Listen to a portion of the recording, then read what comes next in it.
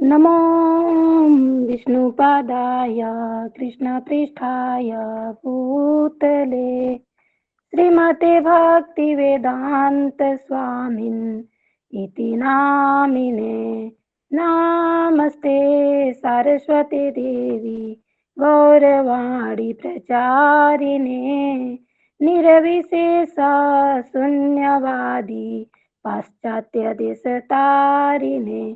जय श्री कृष्ण चैतन्य प्रभु नित्यानंद श्री अद्वैत गदाधर श्रीवास आदि गौर भक्त वृंदा। हरे कृष्ण कृष्ण कृष्ण हरे हरे, हरे राम राम राम हरे हरे, हरे कृष्ण कृष्ण कृष्ण हरे हरे, हरे राम राम राम हरे हरे, हरे कृष्ण कृष्ण कृष्ण हरे हरे, हरे राम राम राम हरे हरे। भक्ति वेदांत स्वामी ठाकुर श्रील प्रभुपाद की विजय हो। सामवेद भक्त वृंद की विजय हो। निताई गौर प्रेमानंदे हरि हरि बोल। भक्ति वेदांत स्वामी ठाकुर श्रील प्रभुपाद की विजय हो। श्रील प्रभुपाद की विजय हो।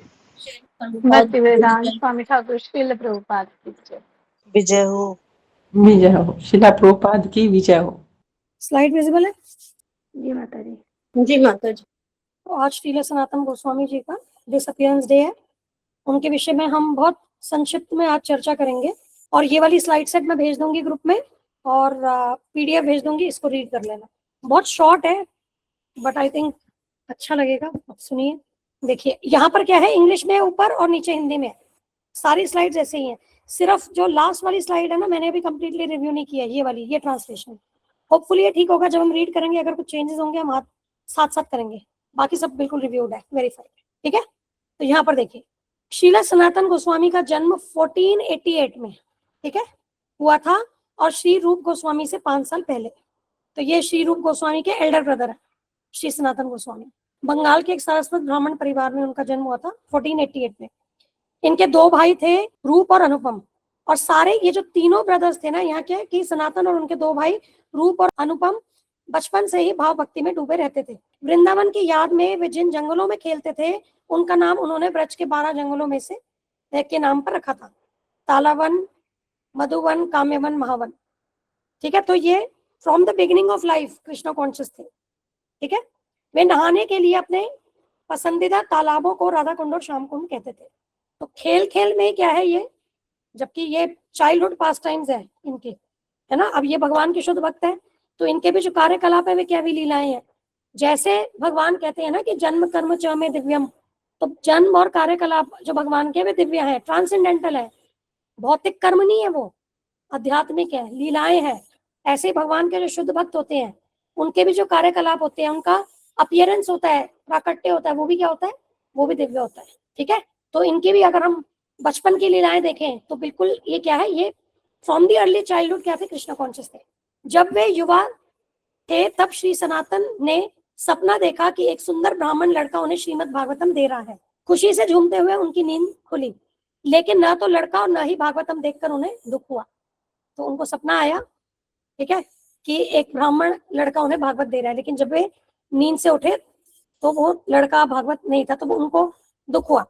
हालांकि जब सनातन ने सुबह पूजा शुरू की तो स्वयं कृष्ण एक सुंदर ब्राह्मण लड़के के रूप में आए और बोले, मुझसे यह श्रीमद् भागवतम लो, हमेशा इसका अध्ययन करो और तुम्हें पूर्णता प्राप्त होगी। ऐसा कहकर ब्राह्मण ने उन्हें भागवत दी और चले गए। ठीक है, तो भगवान श्री कृष्ण स्वयं एक ब्राह्मण बालक के रूप में इनके पास आए और इन्हें श्रीमद् भागवतम दी और इन्हें श्रीमद् भागवतम का अध्ययन करने के लिए कहा और कहा कि इसी के द्वारा तुम्हें पूर्णता प्राप्त होगी। तो ये देखिए, ये जो भगवान और भगवान के शुद्ध भक्त का जो रिलेशन होता है ना, मतलब भगवान रेसिप्रोकेट करते हैं। अब आज कई लोग कहते हैं ना कि अरे हम कैसे मान लें कि भगवान है, कि भगवान बातें भी करते हैं, भगवान हमें दर्शन भी देते हैं, है ना, चाहे अर्चा विग्रह की बात करें। अब हमें कितनी हमें पता है कि शुद्ध भक्तों की लीलाएं, जिसमें अर्चा विग्रह ने भी बात करी है ना। तो ये जो भगवान के जो शुद्ध भक्त होते हैं ना, उनके साथ भगवान का जो ये दिव्य जो रिलेशनशिप होती है, तो वहां पर ये चीजें प्राप्त होती हैं। अगर जब तक शुद्ध भक्ति के लेवल पे ना आए, कहने का मतलब ये है, ठीक है। और भगवान को बाध्य नहीं है कि आकर के हमें दर्शन दे। हम बोले कि हम भगवान को कैसे माने, भगवान कोई दर्शन थोड़ी ना दे रहे हैं, या हमसे बात ही नहीं कर रहे हैं, अर्चा विग्रह हमसे बात नहीं कर रहे हैं, हम कैसे मान ले कि अर्चा विग्रह में भगवान है। तो लोग ऐसे तर्क देते हैं, कुतर्क है ये बेसिकली, ठीक है। तो हमें शुद्ध होना होगा, उसके लिए शुद्ध भक्ति के स्तर पे आना होगा, तब भगवान हमसे बातें करते हैं। तो ये जो है, ये कोई माइथोलॉजिकल स्टोरीज नहीं है, ठीक है। तो ये समझना, हमारे जो भी ये शास्त्र है, शास्त्रों में जो भी भगवान के भक्तों की लीलाएं आई हैं, ये कोई माइथोलॉजी नहीं है, ये मनगढ़ंत नहीं है, ये वास्तविक में ये लीलाएं हुई है। लेकिन जो अपने जो भौतिकता के स्तर पे हैं, वे इस बात को समझ नहीं पाते हैं। तो इसीलिए क्या कहते हैं, क्योंकि ये लीलाएं क्या है, ये दिव्य है, ये भौतिक बुद्धि से हम नहीं समझ सकते। तो इसीलिए आप देखें कि जो भौतिकतावादी लोग हैं, वो इन्हें क्या है, माइथोलॉजी कह देते हैं, है ना। माइथोलॉजी, ये माइथोलॉजी नहीं है, ये वास्तविक है। इसके बाद देखिए, पवित्र भागवत का खजाना पाकर श्री सनातन के आनंद का ठिकाना नहीं रहा। उस दिन से श्री सनातन ने अन्य सभी शास्त्रों को छोड़कर केवल भागवत का अध्ययन किया, क्योंकि वे भागवत को सभी शास्त्रों का सार मानते थे।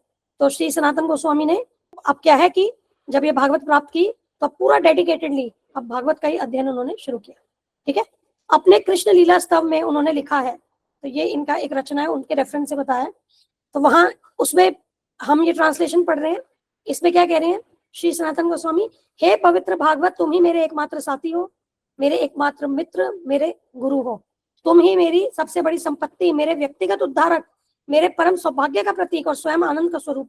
मैं तुम्हें प्रणाम करता हूँ, ठीक है। तो ये ग्लोरीफाई कर रहे हैं भागवत को, उनका जो सम्मान है भागवत के प्रति, उसे यहाँ पर ये दर्शा रहे हैं, ठीक है।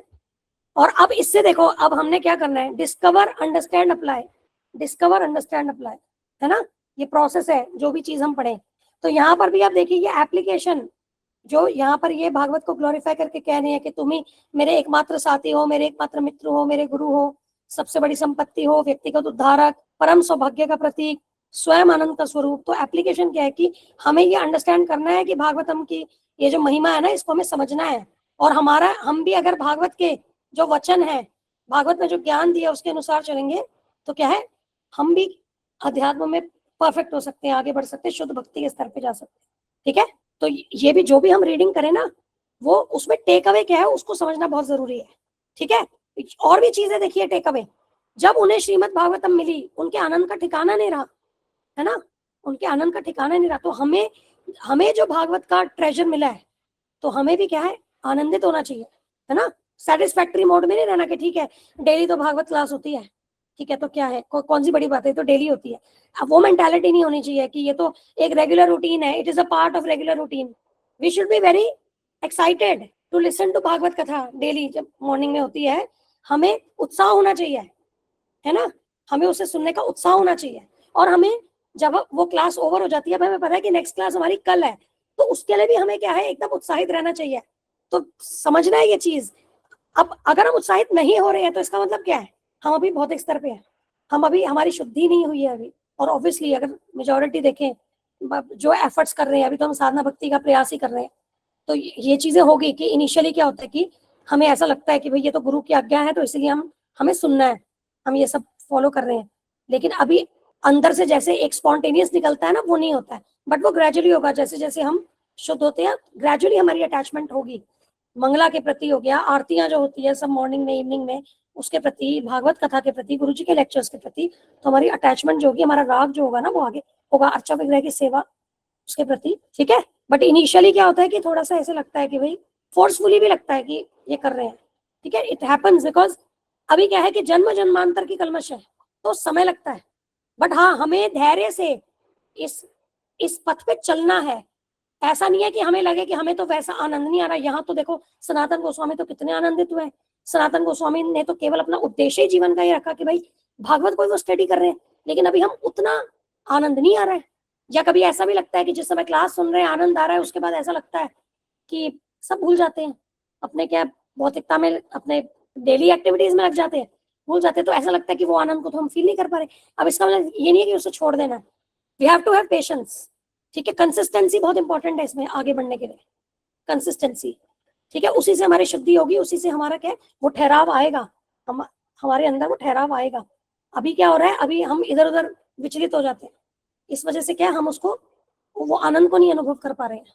ठीक है, तो वो हो जाएगा, बट हमें छोड़ना नहीं है ये प्रोसेस। अब यहाँ पर देखिए, अब आपको पता है रूप गोस्वामी जी, सनातन गोस्वामी जी मुस्लिम गवर्नमेंट उनके अंडर काम करते थे, है ना। तो मुस्लिम शासकों के अधीन काम करने के लिए मजबूर होने पर श्री रूप और श्री सनातन मंत्री बने और रामकेली में रहने लगे। तो वे उनकी गवर्नमेंट जॉब थी बेसिकली, ठीक है, मुस्लिम शासक था उसके अंडर ये काम करते थे, लेकिन उनका वास्तविक कार्य शास्त्रों की शिक्षा देना था। अब वहां पर भी रह करके क्या है, वे शास्त्रों की शिक्षा, उनका वास्तविक कार्य जो था। इससे क्या समझना है, हमें भी क्या है कि कुछ कुछ भौतिक कार्य जो वर्किंग है, जो कृष्णा कॉन्शियस लोग हैं, कुछ जॉब करते हैं, कोई बिजनेस करते हैं, वर्किंग प्रोफेशनल्स हैं बेसिकली, तो उसमें भी ये समझना चाहिए हमारा प्राइमरी जो कार्य है वो क्या है, कृष्ण भक्ति, कृष्ण सेवा, कृष्ण भक्ति। और जो सेकेंडरी कार्य है, जो शरीर से संबंधित इस जीवन निर्वाह के लिए जो कार्य है, वो फिर जो प्रोफेशन है उसे करते हैं। लेकिन आज क्या हो रहा है, प्रोफेशन के ऊपर लोग ज्यादा एम्फेसाइज कर रहे हैं और वे सोचते हैं कि अपना कर्म करते जाओ और साथ साथ भक्ति करेंगे। ऐसा नहीं है, ठीक है, भक्ति करते जाओ और साथ में जो भी आपके कार्य हैं जो जीवन निर्वाह के लिए वो कीजिए। ठीक है, दिस इज वेरी इंपॉर्टेंट। तो हमारे प्रायोरिटी क्या है, दैट इज भक्ति। तो ये यहाँ पर इनके जीवन से भी देखिए पता चल रहा है कि उनका वास्तविक कार्य शास्त्रों की शिक्षा देना था। और ये शास्त्रों की शिक्षा देना उन्होंने किनसे सीखा था, सर्वभौम भट्टाचार्य जी के भाई से, विद्या वाचस्पति, उनसे सीखा था। ठीक है, पूरे भारत में पंडित और ब्राह्मण इन दोनों भाइयों से शिक्षा लेने आते थे। श्री रूप और श्री सनातन को गौड़िया वैष्णव विद्वानों में सर्वश्रेष्ठ माना जाता था। ठीक है, स्कॉलर्स, वैदिक स्कॉलर्स, कृष्णा कॉन्शियस फिलोसफी के सुपीरियर क्रेस्ट ज्वेल्स, ऐसे स्कॉलर्स थे। ठीक है, अब देखिए, जब महाप्रभु रामकेली आए और उन्हें मुस्लिम सरकार की नौकरी से मुक्त कराया, तो उन्होंने गौरांग महाप्रभु की सेवा के लिए सब कुछ त्याग दिया। तो फाइनली वो निवृत्त हो गए उस जॉब से जो वो कर रहे थे, क्योंकि अल्टीमेटली उनका तो मिशन क्या है, यहाँ पर प्रचार का ही मिशन है। अगर हम षट गोस्वामियों की बात करें, सबका मिशन क्या है, सारे जो ये भगवान के, क्योंकि ये कौन है, ये सब पार्षद है, नित्य पार्षद है भगवान के। ठीक है, श्री रूप गोस्वामी और श्री सनातन गोस्वामी कौन है, नित्य पार्षद है भगवान के। तो उनका यहाँ पर जो पर्पस था, यहाँ पर भगवान श्री चैतन्य महाप्रभु के साथ जो इस लीला में जो आए, गौर लीला में, तो इनका पर्पस था यहाँ पर कि हरिनाम का प्रचार करना है। तो फिर क्या हुआ कि ये अपनी जो जॉब थी उससे वे निवृत्त हुए। उसके बाद श्री चैतन्य महाप्रभु ने श्री रूप और श्री सनातन गोस्वामी को वृंदावन जाकर के 4 सेवाएं करने का आदेश दिया। तो 4 सेवाएं उनको दी श्री चैतन्य महाप्रभु ने। पहली क्या, श्री कृष्ण की लीला स्थलियों को खोजना। ठीक है, सेकंड, विग्रहों की स्थापना और उनकी पूजा अर्चना व्यवस्था करना, पूजा अर्चना की व्यवस्था करना। थर्ड, भक्ति शास्त्रों की रचना करना। और फोर्थ, भक्तिमय जीवन के नियमों का प्रचार। भक्तिमय जीवन के नियम आपको पता है, श्री सनातन गोस्वामी जी ने कौन सी किताब लिखी है, वैष्णव एटिकेट से संबंधित कौन सी बुक है बताइए, किसमें वैष्णव प्रिंसिपल्स लिखे हैं, हरे भक्ति विलास माता जी। हरि भक्ति विलास। ठीक है, तो ये है। चैतन्य महाप्रभु की सेवा में आने के बाद उन्होंने वृंदावन में भजन में लीन होकर के एक विनम्र भिक्षुक की तरह रहने के लिए सत्ता, धन और पद का दृढ़तापूर्वक त्याग कर दिया। तो यहाँ देखिए, जब वे चैतन्य महाप्रभु की सेवा में आए तो उन्होंने क्या किया, जो मटेरियलिस्टिक जो भी उनके पोजेशंस थी सबका त्याग कर दिया, दृढ़तापूर्वक त्याग कर दिया और एक विनम्र भिक्षुक की तरह रहने लगे। तो इसका मतलब क्या है, जीवन में जो वास्तविक हमारे लिए ट्रेजर है, खजाना है, वो क्या है, वो कृष्ण भक्ति है। तो जो भौतिकवादी लोग होते हैं वो क्या सोचते हैं कि जो भौतिक उपलब्धि है वही क्या उनके लिए क्या ट्रेजर है, खजाना है, परंतु वास्तविक ट्रेजर क्या है, वो है हरिनाम। और उसके लिए अगर हमें जो भी हमारी भौतिक anything that is related with materialistic things with the body, उसका हमें दृढ़तापूर्वक त्याग कर देना चाहिए। तो इससे यही हमारी लर्निंग है। ठीक है, आप देखिए, अभी तो देखो हम बहुत ज्यादा इसको डिटेल में नहीं कर पाएंगे, बट आई वुड रिक्वेस्ट, जब मैं ये आपको पीपीटी भेज दूं ना, इसको प्लीज एक एक स्टेटमेंट इसमें पढ़िए, एक एक स्टेटमेंट। यहाँ देखिए क्या कह रहे हैं, उन्होंने गौरांग महाप्रभु की सेवा के लिए सब कुछ त्याग दिया। मतलब हमें भी जब गौरांग महाप्रभु की सेवा, ऑब्वियसली प्रभुपाद जी ने, गुरु जी के द्वारा हमें गौरांग महाप्रभु का मिशन है, उसके लिए हम सब कार्य कर रहे हैं, है ना। तो जब ये अपॉर्चुनिटी मिलती है तो हमारे अंदर ऐसा संकल्प होना चाहिए कि हम सब कुछ त्याग दें। ठीक है, ये हमारे अंदर संकल्प होना चाहिए। तो that should be the attitude. तो मेरी रिक्वेस्ट है कि अभी हम एक एक पॉइंट को उतना डिटेल में नहीं कर पाएंगे, बट प्लीज इसका एक एक स्टेटमेंट पढ़िए और टेक अवे हमारे लिए क्या लर्निंग है उस स्टेटमेंट से।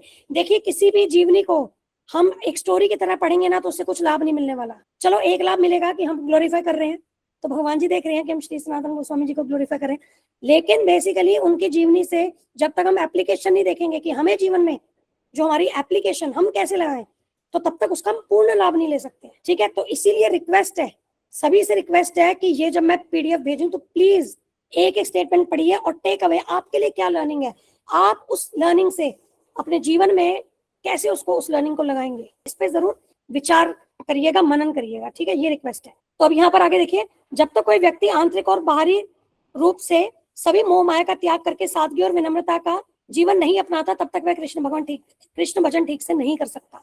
तो ये बहुत इंपॉर्टेंट है। जो मोह माया मतलब जो अटैचमेंट है वो आंतरिक अटैचमेंट और बाह्य अटैचमेंट दोनों से हमें निकलना है, दोनों का त्याग करना है। अब वो अटैचमेंट भी क्या, आर्टिफिशियली हम नहीं उससे मुक्त हो सकते हैं।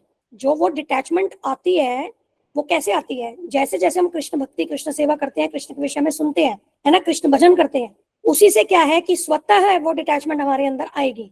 तो ऐसा नहीं है कि हम उसको आर्टिफिशियली हम उसको कुछ कर पाएंगे। We have to connect with Krishna, then we will get detach from Maya. तो कहने की बात है कि जब तक हम माया से डिटैच नहीं होंगे, मतलब भौतिकवाद या भौतिक इस प्रकृति से जब तक डिटैच नहीं होंगे, और साथ में जब तक हम सरलता और विनम्रता अपने जीवन में नहीं लाएंगे, तब तक हम कृष्ण भजन ठीक से नहीं कर सकते। ठीक है, तो यहाँ पर देखिए सरलता विनम्रता, ये कहाँ से, विनम्रता के लिए कौन सा वर्ष है जिसको हम डेली बात करते हैं, इसके ऊपर डेली वो वर्ष हम कहते हैं, है ना, वो प्री रेक्विजिट है कृष्ण भजन करने का। कौन सा बताइए? तनादपि सुनीचे न तरोरपि सहिष्णुना अमानी ना मान देना कीर्तनिया सदा हरे। परफेक्ट। तो ठीक है, विनम्रता, जब तक हमारे अंदर ये गुण नहीं होगा तो हम ठीक से कृष्ण भजन नहीं कर सकते। तो आजकल जब हम ऐसा प्रश्न मन में आता है ना कि हम इतने टाइम से चैंटिंग कर रहे हैं, कृष्ण भजन कर रहे हैं, कृष्ण के विषय में सुन रहे हैं, लेकिन कहाँ गड़बड़ है, अभी तो हायर टेस्ट ही नहीं मिला, है ना, हमें तो उच्च स्वाद अभी हमें मिला नहीं, हमें वो आनंद क्यों नहीं मिल रहा, वो दिव्य आनंद क्यों नहीं मिल रहा? तो वहां पर गलती किसकी है? हमारी गलती है, क्योंकि हमारे अंदर ये जो 4 गुण है, विनम्रता, ह्यूमिलिटी, सहिष्णुता, टॉलरेंस, अपने लिए मान की कोई कामना न करना और सदैव दूसरों को मान देना, जब तक ये क्वालिटीज हमारे अंदर नहीं आएगी तो हम परफेक्ट भजन कर ही नहीं सकते। तो इसी पे हमें काम करना है। तो हमें अपने अंदर झांक करके देखना है कि कहाँ कमी है। जैसे जैसे हम इसको सुधारेंगे वैसे वैसे हमारा जो भजन है ना प्योर लेवल पे जाता जाएगा। लेकिन जब तक हमारे अंदर ये सुधार नहीं आएगा तो परफेक्टली हम वो नहीं कर पाएंगे, उसका पूर्ण लाभ नहीं मिलेगा। ठीक है, बट अब अगेन इसमें क्या करना है, ये नहीं है कि भाई आनंद नहीं आ रहा तो हम करें क्यों, नहीं, उसमें जो कमी है उसको सुधारना है। ठीक है, तो ये समझना जरूरी है। उन्होंने ब्रजमंडल में व्यापक रूप से यात्रा की और राधा माधव की कई लीला स्थलियों की खोज की। उनका कोई निश्चित निवास स्थान नहीं था, वे किसी पेड़ या झाड़ी के नीचे बस थोड़ी देर, दिन में 1.5 घंटे से भी कम सो लेते थे। अब श्री रूप गोस्वामी और श्री सनातन गोस्वामी देखिए, वे क्या है कि अब देखिए अब कैसे समझना है कि भगवान ने उनको ऑर्डर दिया था कि आप लीला स्थलियों की खोज कीजिए, तो उन्होंने ब्रजमंडल में बिल्कुल एक्सटेंसिवली उन्होंने वहां पर क्या है, उन्होंने यात्रा की। ठीक है, सब जगह ट्रैवल किया ब्रजमंडल में और वहां पर लीला स्थलियों को खोजा। तो ये चैतन्य महाप्रभु का ऑर्डर पालन करने के लिए, ये एग्जीक्यूशन देखो उन्होंने कैसे की। ठीक है, अब ऐसा करने के लिए ऑब्वियसली आप देखो, जब इतनी ये सेवा उन्हें मिली है कि आपको लीला स्थल खोजने हैं, तो आप एक जगह घर बना के नहीं रह सकते हो, है ना। तभी आप देखिए जो सन्यासी कहते हैं परिव्राजक आचार्य, वे क्या होते हैं, सन्यासी जो होते हैं वे जगह जगह जाते हैं। सन्यासी भी एक जगह स्थित नहीं रहते हैं, क्यों? क्योंकि वो जगह जगह जाकर के भगवान के विषय में सबको बताते हैं। उस तरीके से यहाँ पर अगर हम देखें श्री रूप और श्री सनातन गोस्वामी जी को, क्योंकि चैतन्य महाप्रभु ने आज्ञा दी थी कि आपको जाकर के लीला स्थलियों को खोजना है, तो वो एक जगह वे एक स्थान पे नहीं रहे, वे क्या है, वे पूरा जो ब्रजमंडल में व्यापक रूप से उन्होंने वहां यात्रा की और लीला स्थलियों को खोजा। और वे किसी पेड़ के नीचे बस ऐसे रह जाते थे, सो जाते थे, वो भी 1.5 घंटा, सिर्फ 1.5 घंटे से भी कम, दिन में 1.5 घंटे से भी कम। तो इसका मतलब क्या है, अब हम इससे ये समझना है कि जो कृष्ण भक्ति इतनी पोटेंट है, जब जीव कृष्ण भक्ति शुद्ध भक्ति में स्थित होता है तो वो बॉडी लेवल के ऊपर चला जाता है, तब शरीर के स्तर पे नहीं रह जाता, वो आत्मा के स्तर पे कार्य कर रहा है। क्योंकि अगर हम शरीर की बात करें तो 6 से 8 घंटे की नींद आवश्यक होती है ना, ताकि शरीर चल पाए, क्योंकि शरीर एक मशीन है। लेकिन वो कब, जब हम भौतिक लेवल पे हैं। लेकिन जब व्यक्ति आध्यात्मिक लेवल पे आता है तो क्या होता है, तब अगर यहाँ पर आप देखिए वो 1.5 घंटे से भी 1.5 घंटे से कम सो रहे थे, उसके बाद भी क्या, वो केवल क्या है, कृष्ण सेवा में लगे थे। ठीक है, तो दिस इज पॉसिबल, बट ये क्या है, ये स्पिरिचुअल लेवल पे। ठीक है, श्री रूप और श्री सनातन गोस्वामी अपना सारा समय कृष्ण लीलाओं के लेखन और चर्चा तथा कृष्ण के पवित्र नामों के जप में बिताते थे। अब देखिए कृष्ण लीलाओं का लेखन चर्चा, ये ऑर्डर है श्री चैतन्य महाप्रभु का, है ना। भक्ति शास्त्रों की रचना करना, भक्ति में जीवों का प्रचार करना, अब विग्रहों की स्थापना और उनकी पूजा अर्चना ये आपका लीला स्थलियों की खोज के साथ हुआ। अभी आगे आएगा जो राधा मदन मोहन मंदिर जो श्री सनातन गोस्वामी जी ने इस्टेब्लिश किया था। तो बेसिकली बस जो श्री चैतन्य महाप्रभु की जो आज्ञा थी बस उसका पालन करने के लिए इन्होंने अपना संपूर्ण जीवन दे दिया। ठीक है, आगे देखिए, अपना गुजारा करने के लिए सनातन गोस्वामी थोड़ा गेहूं का आटा मांगते, भिक्षा में लेते। इसको मैं ठीक करूंगी हिंदी, ठीक है, ये ओवरलुक हो गया। तब वे श्री सनातन गोस्वामी भिक्षा में थोड़ा गेहूं का आटा लेते और यमुना जी का थोड़ा सा उसमें पानी मिला करके उसे एक गोले का आकार देते और पकने के लिए सुलगते अंगारों में डाल देते, बाटी बनाते थे। ठीक है, बाटी, और वो भी कौन सी होती थी? बिना नमक की, बस सेकी हुई आटे की गोली, बिना नमक की सेकी हुई आटे की गोली। और फिर वही भोग अपने आराध्य देव मदन मोहन जी को लेते थे, श्री श्री मदन मोहन जी को देते थे। ठीक है, उन्हें ऑफर करते थे और उसी को प्रसाद के रूप में लेते थे। सभी तरह के सांसारिक सुखों का त्याग करके गोस्वामियों ने भिक्षुओं जैसा अत्यंत साधारण जीवन अपनाया। वे केवल उतना ही भोजन करते थे जिससे उनका शरीर जीवित रह सके। तो इसको कहते हैं simple living, high thinking. Actually वैष्णवों से ही हम ये चीज समझ सकते हैं कि ये तो बहुत लोग बोलते हैं कि सिंपल लिविंग, हाई थिंकिंग, बहुत लोगों के मुख से आप सुनोगे जो कहेंगे हम तो बस इसमें विश्वास रखते हैं, लेकिन उन्हें मतलब नहीं पता है इसका वास्तविक मतलब क्या है। सिंपल लिविंग का मतलब क्या है?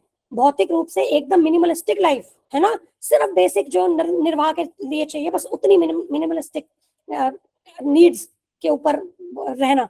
और अध्यात्म के ऊपर क्या है, वहां पर एकदम बृहत रूप से उसमें प्रयास करना। ठीक है, हाई थिंकिंग। हाई थिंकिंग क्या है? हाईएस्ट थिंकिंग क्या है? केवल कृष्ण भक्ति हाईएस्ट थिंकिंग है। जीवन का जो वास्तविक उद्देश्य है वही हाई थिंकिंग, हाईएस्ट थिंकिंग है ना। और सिंपल लिविंग का क्या है? जहां पर आपने भौतिकता को मिनिमल कर दिया, भौतिक रिक्वायरमेंट को आपने सबसे कम कर दिया, है ना। और हाई थिंकिंग क्या? आपने हाईएस्ट के ऊपर अपना सारा एफर्ट लगा दिया। तो ये होता है simple living, high thinking actually. ठीक है, अब आगे देखिए, सनातन गोस्वामी द्वारा स्थापित राधा मदन मोहन मंदिर वृंदावन में 6 गोस्वामियों द्वारा स्थापित किया गया पहला मंदिर था। श्री सनातन को श्री चैतन्य महाप्रभु के शरीर का ही एक रूप माना जाता है। Shri Sanatan is the ideals which the personal extension of the body of Shri Chaitanya Mahaprabhu. ठीक है, वे एक आदर्श आध्यात्मिक गुरु है क्योंकि वे भक्त को मदन मोहन के चरण कमलों में शरण दिलाते हैं। ठीक है, वृंदावन के 3 मुख्य विग्रह मदन मोहन, गोविंद जी और गोपीनाथ गौड़िया वैष्णवों के प्राण और आत्मा है। ठीक है, तो ये जो है मदन मोहन जी, गोविंद जी और गोपीनाथ जी कौन है? मुख्य विग्रह वृंदावन के, और वे गौड़िया वैष्णवों के प्राण तथा आत्मा है। मदन मोहन के विग्रह की एक खास खूबी है कि वे नए भक्तों को भगवान श्री कृष्ण के साथ उनके शाश्वत संबंध को समझने में मदद करते हैं। तो सनातन गोस्वामी जी जो हैं उन्होंने राधा मदन मोहन जी का मंदिर स्थापित किया और वे जो है संबंध ज्ञान बताते हैं। ठीक है, संबंध ज्ञान के गुरु जो है ना वे सनातन गोस्वामी। ठीक है, और ये इसीलिए यहाँ पर देखिए मदन मोहन जी के विग्रह की जब व्यक्ति सेवा करता है तो ये जो विग्रह है ये जीव को उनके भगवान के साथ जो शाश्वत संबंध है उसको समझने में मदद करते हैं। मदन मोहन का अर्थ देखिए क्या है? कृष्ण जो इतने अद्भुत रूप से सुंदर है कि वे कामदेव को भी आकर्षित करते हैं। ठीक है, सनातन गोस्वामी संबंध आचार्य हैं जो हमें कृष्ण के साथ हमारा सही संबंध का ज्ञान देते हैं और उनके विग्रह मदन मोहन हमें भौतिक सुख सुविधाओं, कामदेव के प्रति आकर्षण से उबरने और अपना मन भक्ति सेवा में लगाने में मदद करते हैं। ठीक है, तो संबंध ज्ञान के गुरुदेव कौन है? श्री सनातन गोस्वामी। ठीक है, श्री सनातन गोस्वामी ने वृंदावन में गांव गांव घूमते हुए 43 साल बिताए।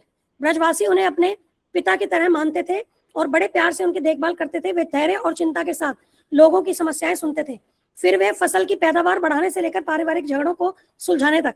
ठीक है, यहाँ पर धैर्य और चिंता मतलब कंसर्न। ठीक है, इसके लिए मुझे ना वर्ड नहीं मिला, मतलब he was concerned about people, कि जब उनके पास कोई क्वेश्चंस लेकर के आते थे, प्रॉब्लम लेकर के, तो वो बड़े ध्यान से धैर्य पूर्वक उनकी बातें सुनते थे और कंसर्न के साथ, ताकि वो उन्हें सोल्यूशन दे पाए और वे उनके सोल्यूशन देते थे। ठीक है, और हर विषय पर वो क्या है अपनी सीख और व्यवहारिक सलाह से सभी ग्रामीणों को खुश कर देते थे। तो एज अ गाइड भी यहाँ पर देखिए, अब गुरु तो गाइड ही होते हैं, वैसे भी गाइड करते हैं। अब आगे देखिए, दुनिया के सभी सुखों को त्याग कर सनातन गोस्वामी विनम्र और अनासक्त थे और हमेशा अध्ययन में लीन रहते थे। महाप्रभु अक्सर कहते थे कि सनातन गोस्वामी उनके प्रिय भक्त हैं। प्रेम और दया के सागर सनातन दुखी आत्माओं के प्रति करुणा के मामले में अन्य सभी भक्तों से आगे थे। ठीक है, अपने जीवन के अंतिम वर्षों में उन्होंने अपने प्रिय देव मदन मोहन को अपने शिष्य कृष्णदास ब्रह्मचारी को सौंप दिया। तो उनके शिष्य कृष्णदास ब्रह्मचारी, उन्हें मदन मोहन के डिटीज उन्होंने सौंपे थे। उन्होंने गोवर्धन में चकलेश्वर महादेव के पास मानसी गंगा के तट पर भजन किया। वे रोज गोवर्धन पर्वत की 24 मील की परिक्रमा, जो लंबा मार्ग है, ठीक है, वो परिक्रमा करते थे। हालांकि वे 65 वर्ष के थे, फिर भी उन्होंने गोवर्धन पर्वत और रास्ते में मिलने वाले किसी वैष्णव को 1008 बार दंडवत प्रणाम करने का अपना दैनिक व्रत बनाए रखा। अब देखिए, वे प्रत्येक वैष्णव को 1008 बार दंडवत प्रणाम करते थे, ठीक है। और ये बिल्कुल ऐसी चीजें लगती है कि, पर आप यहाँ पर एक चीज समझिए कि 1008 बार दंडवत प्रणाम करते थे, इसका मतलब क्या है? इंपॉर्टेंस ऑफ वैष्णव को याद है, वैष्णव एटिकेट क्लास में भी हमने बात की थी कि वैष्णवों का इंपॉर्टेंस क्या है, ये वैष्णव कितने आदरणीय है, पूजनीय है, इससे ये समझ आता है। तो इसका मतलब क्या है, जब हम वैष्णवों को दंडवत प्रणाम करें तो हमें उत्साह से करना चाहिए, ये सीखना चाहिए श्री सनातन गोस्वामी जी से, है ना। क्योंकि वैष्णव को देख करके तो भगवान याद आते हैं, है ना। क्योंकि जितना हम भगवान के दर्शन करेंगे, भगवान को याद करेंगे, भगवान के विषय में सुनेंगे, उतना उतना हमें भौतिक बंधनों से छूटते जाएंगे, मुक्त होते जाएंगे। तो वैष्णव तो जहां जाते हैं वहां हर एक वैष्णव एकदम टोटली मंगलकारी है, हर किसी के लिए, हर जीव के लिए, केवल मनुष्य नहीं, हर योनि के हर जीव के लिए मंगलकारी होते हैं, क्योंकि वे सबका उद्धार करते हैं। तो ये इंपॉर्टेंस है वैष्णव की। तो इसीलिए क्या है कि अगर एक बार भी हम दंडवत प्रणाम करें, अच्छे से करें, एकदम दिल से करें, है ना, एकदम रेस्पेक्टफुली करें, तो दैट इज इंपॉर्टेंट। यहाँ मैं कह रही हूँ ना, एक एक पॉइंट इसमें प्लीज, इसको प्लीज रीड करिएगा, एक एक पॉइंट से इसको मनन कीजिए, कैसे अपने जीवन में लगाना है, क्या समझे हम। और सबकी अपनी अपनी देखो रियलाइजेशन होगी, है ना। वो बस भक्ति के अनुकूल होने चाहिए। हर एक रियलाइजेशन को चेक करने का एक ही तरीका है, वो भक्ति के अनुकूल होनी चाहिए, मन गढ़ंत नहीं होनी चाहिए, भक्ति के अनुकूल होनी चाहिए, शास्त्रों के और गुरु जी की शिक्षाओं के अनुकूल होनी चाहिए। तो by that you have to check. But सब स्टेटमेंट आप यहाँ पढ़िए, ठीक है, उसको कनेक्ट कीजिए। अपने सच्चे भक्त की मुश्किल को समझते हुए श्री मदन मोहन एक दिन प्रकट हुए और बोले, बाबा आप बहुत बूढ़े हो गए हैं, रोज गोवर्धन पर्वत की परिक्रमा करने की इतनी तकलीफ ना उठाएं, ठीक है।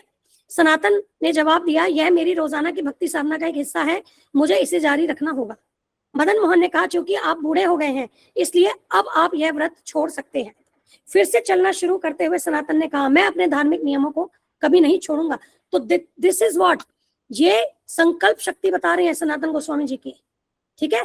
तो इसका मतलब क्या है, अगर कोई ओल्ड एज आ गई हमारी जब ओल्ड एज होगी, तो इसका मतलब ये नहीं है वो एक एक्सक्यूज हो जाएगी कि भक्ति तो बस इतनी होगी मेरे से, अब तो मेरी आयु जो है 50 हो गई, 60 हो गई, अब तो मैं ज्यादा भक्ति नहीं कर पाऊंगी, अब अपने हिसाब से, ठीक है, अपनी एज के हिसाब से मैनेज करेंगे। तो यहाँ पर ऐसा नहीं है। हमें इनसे क्या सीखना है कि भौतिक कोई भी स्थिति हो, भक्ति नहीं रुकनी चाहिए और भक्ति परफेक्टली संपन्न होनी चाहिए, है ना। है तो कि प्रतिहता, कोई भी भौतिक कंडीशन उस भक्ति के बीच में बाधा नहीं बन सकती, है ना। और अप्रतिहता, वो भक्ति निरंतर चलती रहती है। तो पूरा होना या कोई भी भौतिक परिस्थिति कोई एक्सक्यूज नहीं है भक्ति ना करने की, है ना। और वो जो एक्सक्यूज देता है वो कौन देता है, वो मन देता है, मन एक्सक्यूज देता है। तो ये भी क्या माया है। अगर ऐसा व्यक्ति कोई सोचता है कि मैं ओल्ड हूं, मैं नहीं कर सकता, तो माया है, वो माया है, वो मन के वश में है, माया के वश में है, ठीक है। तो यहाँ पर ये लर्निंग है। अब यहाँ देखिए, अपने रोजाना अपने दैनिक भक्ति व्रत को पूरा करने के सनातन गोस्वामी के पक्के इरादे से श्री मदन मोहन कृष्ण खुश हुए, लेकिन भगवान और उनके सच्चे भक्त के बीच प्यार भरे व्यवहार में अक्सर कृष्ण की अपने भक्त को खुश करने की इच्छा भक्त की उन्हें खुश करने की इच्छा पर भारी पड़ जाती है। तो यहाँ पर भगवान को जो सनातन गोस्वामी जी को प्रसन्न करना था ना, वो इच्छा जो है वो भारी पड़ गई सनातन गोस्वामी जी की इच्छा से। तो अब इसलिए देखिए आगे क्या हुआ। इसलिए अपने भक्त के प्रति प्यार और दया दिखाते हुए श्री कृष्ण गिरिराज गोवर्धन पर्वत से लाए गए एक बड़े चपटे पत्थर गोवर्धन शिला पर खड़े हो गए। तो भगवान श्री कृष्ण गिरिराज से लाए गए एक बड़े पत्थर के ऊपर खड़े हो गए, उन्होंने अपनी मनमोहक बांसुरी बजाई, गोवर्धन शिला आनंद में पिघल गई और उस पर कृष्ण के कमल जैसे चरणों की छाप बन गई। देख रहे हैं। इसके बाद इसे सनातन के समक्ष प्रस्तुत करते हुए, अब यह शिला जो है उन्होंने सनातन गोस्वामी जी को दी। कृष्ण ने कहा, यदि आप प्रतिदिन इस शिला की परिक्रमा करते हैं तो यह प्रतिदिन गोवर्धन पर्वत की परिक्रमा करने के समान होगा। आप अपनी प्रतिज्ञा अक्षुण्ण रखेंगे और अपने धार्मिक सिद्धांतों से समझौता नहीं करेंगे। यह देखकर कि स्वयं गिरिराज श्री कृष्ण ने शिला दी थी, सनातन गोस्वामी ने कृतज्ञता पूर्वक स्वीकार कर लिया। वह गोवर्धन शिला आज भी राधा दामोदर मंदिर में देखी जा सकती है, ठीक है। ये तो वो जो गोवर्धन शिला है जिनकी परिक्रमा अपने अंतिम दिनों में ओल्ड एज में जब सनातन गोस्वामी करते थे, वो शिला मौजूद है, ठीक है। वो भगवान ने उनको प्रेजेंट करी, जैसे हमने अभी देखा। अब आगे देखिए, श्री भक्ति विनोद ठाकुर जी ने जैव धर्म में कहा है, ये पुस्तक है श्री भक्ति विनोद ठाकुर जी की, जिसका क्या है टाइटल, जैव धर्म। उसमें वे कहते हैं कि सनातन गोस्वामी को कृष्ण की व्यक्त और अव्यक्त व्रज लीलाओं के गूढ़ पहलुओं को समझने का अधिकार था। सनातन गोस्वामी ने अपने हरि भक्ति विलास, बृहद भागवतामृत, बृहद वैष्णव तोषणी के साथ, ये तोषानी, ये गलत लिखा है, तोषणी है ये, ठीक है, वैष्णव तोषणी के साथ गौड़िया संप्रदाय में महत्वपूर्ण साहित्यिक योगदान दिया। लवंगम मंजरी के रूप में सनातन गोस्वामी राधा माधव की नित्य निकुंज लीला में श्रीमती विशाखा सखी की सेवा करते हैं। राधा मदन मोहन के मंदिर के पीछे सनातन गोस्वामी जी की समाधि है, ठीक है। तो ये क्या है, ये एक मंजरी है, भगवान के नित्य पार्षद है, जो यहाँ पर भगवान के मिशन को पूरा करने के लिए यहाँ इस गौर लीला में श्रील सनातन गोस्वामी जी के रूप में आए, ठीक है। अब इसमें और भी बहुत कुछ है लीलाएं, बट एक फास्ट टाइम मैंने यहाँ लिया है।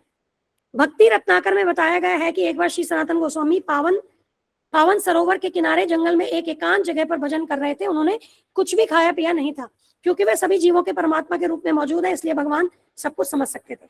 भगवान क्योंकि परमात्मा के रूप में सभी जीवों में मौजूद है, क्योंकि वे सभी, यहाँ भगवान की बात हो रही है, ठीक है, वे यहाँ वे जो बात हो रही है भगवान की बात हो रही है, सनातन गोस्वामी जी की बात नहीं हो रही है। यहाँ मैं इसको ठीक कर दूंगी, क्योंकि भगवान श्री कृष्ण सभी जीवों में परमात्मा के रूप में मौजूद है, इसलिए वे सब कुछ समझ सकते थे। उन्होंने सोचा मेरा भक्त भूखा है, मैं यह बर्दाश्त नहीं कर सकता, मैं ये सहन नहीं कर सकता। ग्वाला के वेश में कृष्ण दूध का बर्तन लेकर उस जंगल में पहुंचे जहाँ सनातन रह रहे थे। वे सनातन के सामने आए और बोले, बाबा मैं आपके लिए थोड़ा दूध लाया हूँ। सनातन ने पूछा, तो मेरे लिए दूध क्यों लाए हो? आप ठीक से खा पी नहीं रहे हैं, इसलिए। तुम्हें कैसे पता चला कि मैं कुछ नहीं खा रहा हूँ? यहाँ से कई ग्वाले गुजर रहे हैं, उन्होंने मुझे बताया कि आप कुछ नहीं खा रहे हैं। तो ऐसा कह करके भगवान कह रहे हैं कि यहाँ से कई ग्वाले गुजर रहे हैं, उन्होंने मुझे बताया कि आप तो कुछ नहीं खा रहे हैं। वे स्वयं क्यों नहीं आए? अब आगे सनातन गोस्वामी पूछ रहे हैं। वे कहते हैं उन्हें, भगवान कहते हैं उन्हें घर पे बहुत काम है, इसीलिए उन्होंने मुझे भेजा है। तुम तो इतने छोटे बालक हो, तुमने मेरे लिए इतनी तकलीफ क्यों उठाई? नहीं नहीं बाबा, इसमें कोई तकलीफ नहीं है। दूध का बर्तन लेते हुए सनातन बोले, बैठो छोटे बच्चे, मैं दूध पीकर तुम्हें तुम्हारा बर्तन वापस दे दूंगा। और फिर भगवान क्या कह रहे हैं, नहीं बाबा मैं आपके साथ नहीं बैठ सकता, मुझे गायों का दूध धोना है, मैं कल आकर बर्तन ले जाऊंगा। इतना कहकर वह बालक गायब हो गया और श्री सनातन अवाक रह गए। वे समझ गए कि यह सब कृष्ण की लीला थी। दूध पीते हुए उनकी आंखों से आंसू बहने लगे। उस दिन के बाद से उन्होंने मधुकरी का अभ्यास करते हुए भोजन करना शुरू किया, जिसका अर्थ है वृंदावन के कई अलग अलग निवासियों से बस थोड़ा थोड़ा भोजन स्वीकार करना। धीरे धीरे वृंदावन के निवासियों ने उनके रहने के लिए एक कुटिया भी बना दी। ठीक है, अब ये हो गया यहाँ कंप्लीट। अब और भी बहुत कुछ है, लेकिन लिमिटेड टाइम तो हम ज्यादा नहीं कर सकते। आई होप आपको अच्छा लगा। थोड़ा बहुत इसमें हिंदी में अभी कुछ कमियां हैं, मैं एक बार इसको कंप्लीट करके ना मैं ग्रुप में भेज दूंगी।